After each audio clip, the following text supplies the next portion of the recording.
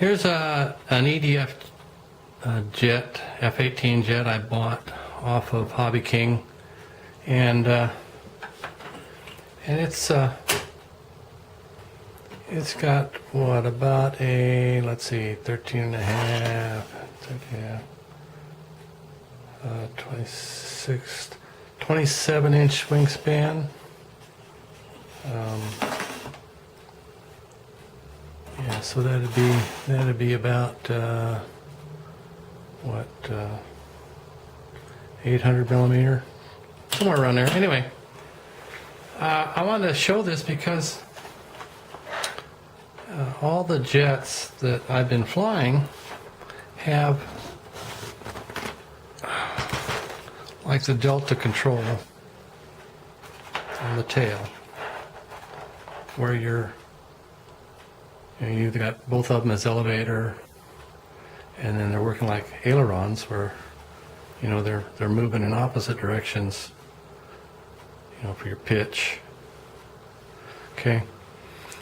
Well, this one came, and you can see that it has ailerons, and of course your stick, your radio's programmed. I'll show you real quick.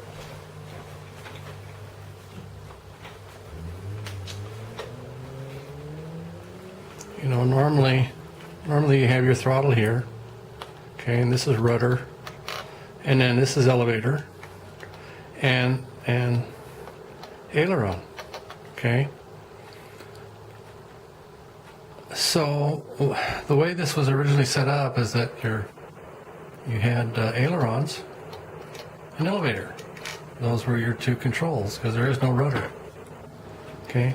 So what I did,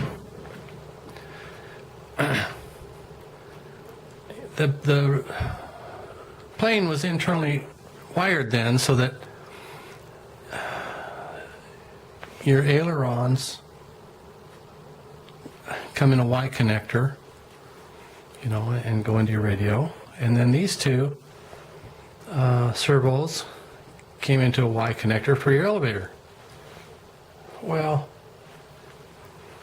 I don't like the aileron control because it's so far out from the center line of the plane. The response is really quick. Okay, so if you want to do barrel rolls in that, man, on a plane like this, I mean, you can spin it in a corkscrew. And I didn't want that, so my first attempt was to split the Ys and put the servo for the aileron and the elevator together on a Y, so these two flight control surfaces would work together, and then the other side the same way, and use a delta configuration like I do on the rest of my jets, so that both these flight control surfaces would work together. They'd both be going like this. Well, that turned out to be a little too much. You don't need that much control on the plane. And so after I did that, I said, well, the heck with that. I'm just going to get rid of the ailerons. And if you look real close, I scotch taped them here just to hold them in place. And then on the back side, I took the linkage off. So basically what I've got now is just like my other planes. I've got a servo on each side, each into the radio, one to the aileron, and the other to the elevator, and then the radio mixes it and makes these elevons. So that's what I did with this plane, and you can see there's a slight color differentiation on the front of this thing. That's because it went into the ground and lost its nose. So anyway, I built a new one out of the F-18 plans I had with some 6mm foam and just replaced that. The other thing I didn't like about flying this guy, he's of course super fast, and I wanted to show you some other things. on all my planes, I use this alarm. It plugs into your balance lead on your LiPos, and when your voltage on your cell gets down to 3.4 volts or around there, it's got these noisy little alarms that go off, and rather than counting on my radio to hear the beep on the radio like for 5 minutes, I wanted to be better reassured that I was landing in plenty of time not to ruin my battery. But I'll show you the way this works. It's really simple. Here's a beat up old 950cc or a battery. But anyway, so what happens is you plug this in. Oh, negative's on the top here, so make sure I get this right. And did I not get it? Of course, this battery may be dead. Who knows? There we go. That's what it does. I must have a dead cell someplace on here. Told you this was a bad battery. Anyway, so you get the red lights. There's the green. It alarms when it gets down to the voltage. Okay, and it's good for up to 4 cells. So that's what I fly inside all my planes, and it's worked really well until I got this guy. Okay. Problem with him is the sound of the EDF and this are the same. So I have to do something different. And what I did was I got this guy. Okay. Wireless. That goes on your plane. What is it? It's only a couple grams. Then you've got this end over here. Okay. And you can adjust the voltage. I don't know if you can see that. There, you can adjust whatever voltage you want it to alarm at.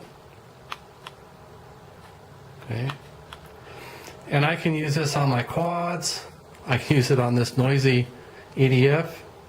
And what happens when it gets to that voltage, I put it in my shirt pocket. It not only alarms, but it vibrates. So in my shirt pocket, I can feel that and know, hey, I want to land now. And I think it's $27, and it's probably one of the best things I've ever bought as far as saving LiPos and reducing the disposal factor there of ruining batteries. Especially on my quads, I've destroyed 2 450 quads when they just fell out of the air, not realizing that when the alarm went off, it was already too late. So anyway, I would suggest something like this, or at least this guy. Okay, $2. Hobby King. All my stuff comes from Hobby King. And the other thing that you should really have on hand is one of these, okay, and it's it gives you the voltage. Let me see which one's negative here. Looks like the bottom one there.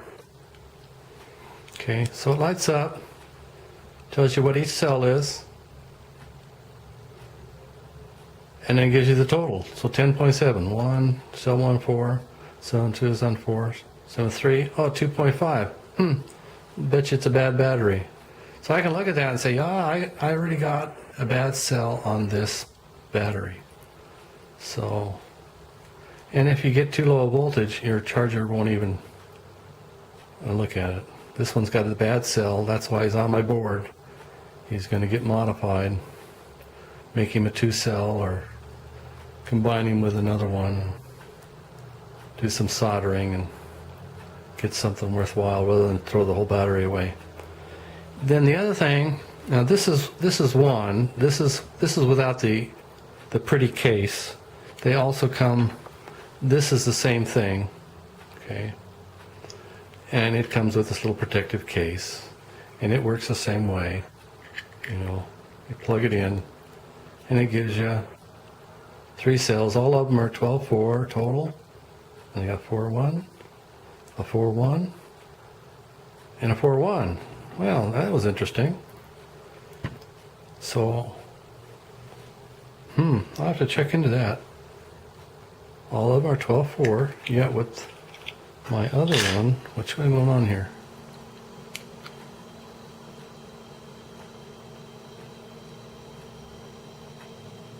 Well, there. See, I had a bad connection, 12-4, so it's the same thing. But you could find a battery that had a bad cell just by doing what I just did. Okay? So this and this, same thing, just this one's not in this pretty yellow case. Okay? Same thing. Okay, another Hobby King thing. And the other thing you can do is there's this guy, which is basically this guy in a case, except it's got the voltage readout. And so if I can plug this one in, if I get it right end.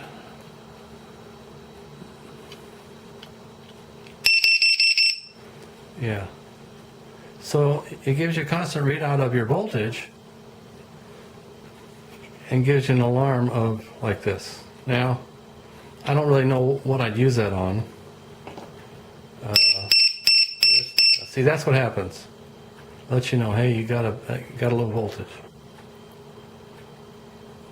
Anyway, so I just wanted to show you that real quick. How I got over this Elavon situation here. Just a simple piece of tape, disconnect the linkage, and then run your servos off of each side to your receiver, and put it a delta mix in your radio, and you're all set. And so this is for Steve, I think, who started a build and was getting far more advanced than really necessary. So that's it for this one, and we'll keep moving on.